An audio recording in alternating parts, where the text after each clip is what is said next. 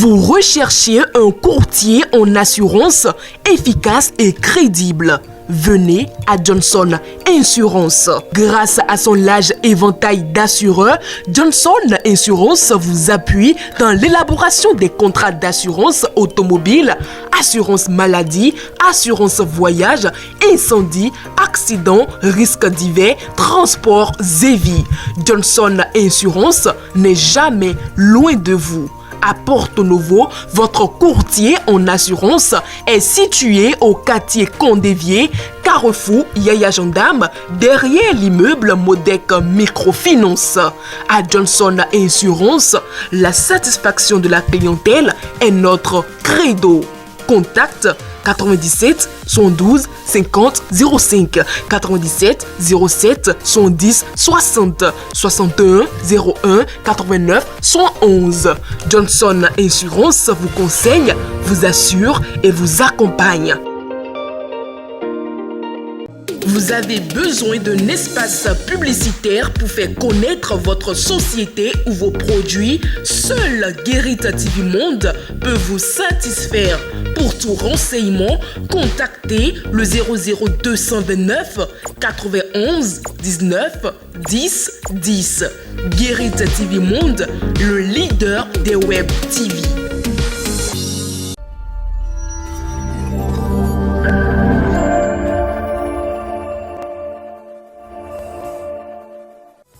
Amis internautes de Guérit TV Monde, bonjour et bienvenue dans Écho de la Marina. L'actualité qui a suscité tant de réactions et qui a mis fin au suspense est la nomination de Tchegoum Bakary, ministre des Affaires étrangères, en remplacement de Aurélien Agbenossi. Sa nomination met officiellement un terme aux fonctions de l'ex-ministre des Affaires étrangères Aurélien Agbenossi. Tchegoum Bakary, qui a été nommé tout récemment en Conseil des ministres du mercredi 26 avril 2023 par le chef de l'État béninois comme ministre conseiller aux investissements à la présidence de la République du Bénin, assure désormais le portefeuille ministériel des Affaires étrangères. Cette nomination fait suite à la rencontre que le chef de l'État a eue le 30 mai 2023 avec les ambassadeurs du Bénin à l'étranger et les chargés de mission diplomatique.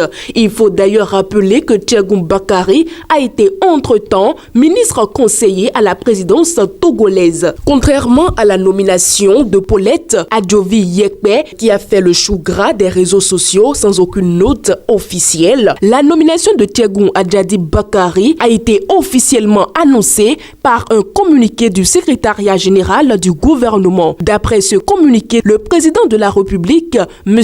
Patrice Talon, a procédé ce jour, mardi 6 mai 2023, après consultation du bureau de l'Assemblée nationale, conformément aux dispositions de la Constitution, à la nomination de M. Olusegun Adjadi Bakary au poste de ministre des Affaires étrangères en remplacement de M. Aurélien Ama Agbenossi. Ce communiqué précise que les titulaires des autres portefeuilles ministériels restent inchangés. La journée du mardi étant loin d'être terminée, les membres de la Cour constitutionnelle 7e mandature, désignés conformément aux dispositions de l'article 115 de la Constitution du Bénin, ont prêté serment au palais de la Marina devant le bureau de l'Assemblée nationale et le président de la République.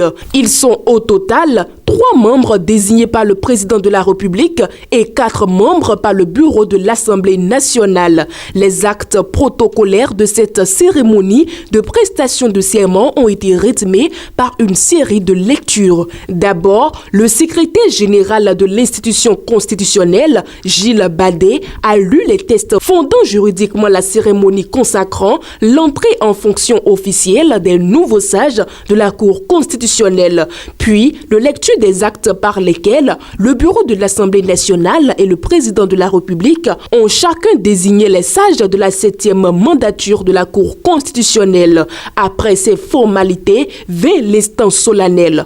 Kossi Dorothée Sosa, Dandi Nyamou, Mathieu Adjovi, Aleya Gouda, épouse Bako, Michel Adjaka, Nicolas Assogba et Vincent Kodjo Akakpo ont juré solennellement de bien et fidèlement remplir leurs fonctions, de les exercer en toute impartialité dans le respect de la Constitution, de garder le secret des délibérations et des votes, de ne prendre aucune position publique, de ne donner aucune consultation sur les questions relevant de la compétence de la Cour.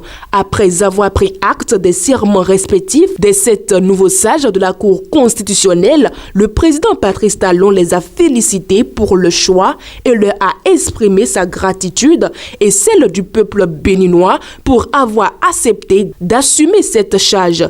Il a également remercié les prédécesseurs pour le travail abattu durant leur mandat. Au lendemain de cette cérémonie solennelle, les membres du gouvernement se sont réunis au palais de la Marina pour le conseil des ministres. Et comme de coutume, des mesures ont été prises. Au niveau des mesures normatives, les décrets d'application de la loi numéro 2016-17 du 4 novembre 2016 portant création des chambres d'agriculture en République du Bénin et de la loi numéro 2018-20 du 23 avril 2019 portant code pastoral en République du Bénin, ainsi que les décrets portant transmission à l'Assemblée nationale et vote du projet de loi relatif aux infractions boursières pour le marché financier de l'Union monétaire ouest-africaine et attribution, organisation et fonctionnement du ministère de l'Énergie, de l'eau et des mines ont été adoptés. Et à la page des communications, les membres du gouvernement ont autorisé l'exécution de 38 forages d'exploitation piézomètre au profit des 3 systèmes d'alimentation en eau potable des villes de Banikwara, Bembereke et Lokossa. Au regard de l'importance de ces infrastructures pour la disponibilité de l'eau au profit des populations de ces localités, le Conseil a autorisé la contractualisation avec une entreprise expérimentée et a instruit le ministre de l'Énergie, de l'eau et des Mines de veiller à la réalisation des ouvrages dans les délais contractuels. Deuxième point au niveau des communications, mission de direction, d'exécution des travaux, de conduite d'opérations et d'assistance à maîtrise d'ouvrage des projets dans les pôles touristiques Abomey, Ganvier, Ouida. Dernier point du titre des communications, mesures disciplinaires à l'encontre des prestataires géomètres et urbanistes défaillants dans le cadre de l'assainissement, l'achèvement et la clôture des opérations de lotissement et de remembrement foncier urbain en cours sur l'ensemble du territoire national. Nous terminons sur la rubrique des mesures individuelles. À ce niveau, des nominations ont été prononcées au ministère de l'Industrie et du Commerce. Amis internautes de Guérita TV Monde, c'en est donc terminé pour ce numéro de votre émission Écho de la Marina. Rendez-vous le samedi prochain.